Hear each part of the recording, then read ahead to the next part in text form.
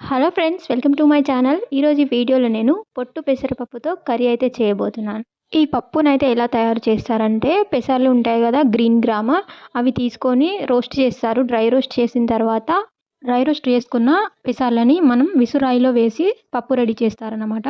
ఇప్పుడు పప్పు ఎలా చేయాలో ప్రాసెస్లోకి వెళ్ళే ముందు నా వీడియోకి ఒక లైక్ ఇవ్వండి ఫ్రెండ్స్. మీకు కనుక నచ్చితే సబ్స్క్రైబ్ చేసుకోండి. ఇక ప్రాసెస్లోకి వెళ్తే ముందుగా పప్పు తీసుకొని మంచిగా వాష్ చేసుకోవాలి. 2-3 టైమ్స్ వాష్ చేసుకున్న తర్వాత మంచి వాటర్ పోసుకొని నానబెట్టుకోవాలి. ఒక 1 అవర్ లేదా హాఫ్ అన్ అవర్ పాటు నానబెట్టుకోవచ్చు. మనం టైం ఉంటే ఎక్కువసేపు నానబెట్టుకుంటే తొందరగా ఉడకడమే కాకుండా ఇలా పప్పుల్ని కానీ, రైస్‌ని కానీ ముందుగానే నానబెట్టుకొని వంట చేసుకొని తిన్నట్లయితే ఎక్కువగా ప్రోటీన్స్ ఉంటాయని అయితే చెప్తారు.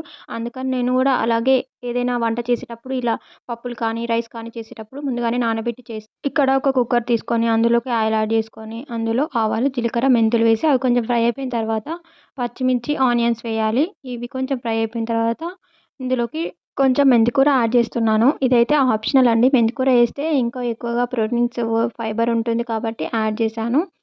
తర్వాత ఇక్కడ టమాటోస్ కూడా యాడ్ చేసి ఇవి కొంచెం ఫ్రై అయిపోయిన తర్వాత పప్పు టేస్టీగా ఉండాలంటే మస్ట్ అండ్ షుడ్‌గా ఉండాల్సిన ఒక ఇంగ్రీడియంట్ అండి ఇది. వెల్లుల్లి, జీలకర్ర పేస్టు అది కూడా వేసిన తర్వాత ఇప్పుడు కొంచెం పసుపు కూడా వేసుకొని మంచిగా మిక్స్ చేసుకోవాలి. ఇది కొంచెం ఫ్రై అయిపోయిన తర్వాత ఇప్పుడు మనం నానబెట్టుకున్న పప్పు యాడ్ చేసుకొని మంచిగా మిక్స్ చేసుకోవాలి. ఆయిల్‌లో మంచిగా ఫ్రై అయిపోయిన తర్వాత మన స్పైసీనెస్‌కి తగ్గట్టుగా చిల్లీ పౌడర్, సాల్ట్ యాడ్ చేసుకొని మళ్ళీ ఒకసారి మిక్స్ చేసుకోండి. ఇప్పుడు ఒక 1½ గ్లాస్ వాటర్ యాడ్ చేసుకొని మళ్ళీ ఒకసారి అంతా మిక్స్ చేసుకున్న తర్వాత ఇప్పుడు కుక్కర్ విజిల్ పెట్టేసుకోవాలి. ఒక 3-4 విజిల్స్ వచ్చిన తర్వాత ఆఫ్ చేసేసి కుక్కర్‌లో గాలంతా పోయిన తర్వాత విజిల్ తీసేసి ఓపెన్ చేసి చూడాలి. అప్పుడు మనకి కొంచెం చిక్కగా అనిపిస్తే ఇంకా కొంచెం వేడి వాటర్ యాడ్ చేసుకొని మన కన్సిస్టెన్సీకి తగ్గట్టుగా చేసుకోవాలి.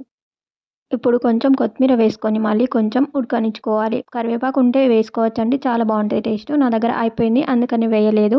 చూడండి, ఫైనల్‌గా పప్పు అయితే రెడీ అయిపోయింది. ఈ పప్పుని చిన్నపిల్లల ఉగ్గులో వేసి రెడీ చేస్తేనైతే చాలా బాగుంటుందండి. హై రిచ్ ప్రోటీన్ ఇంకా ఫైబర్ కూడా ఉంటాయి.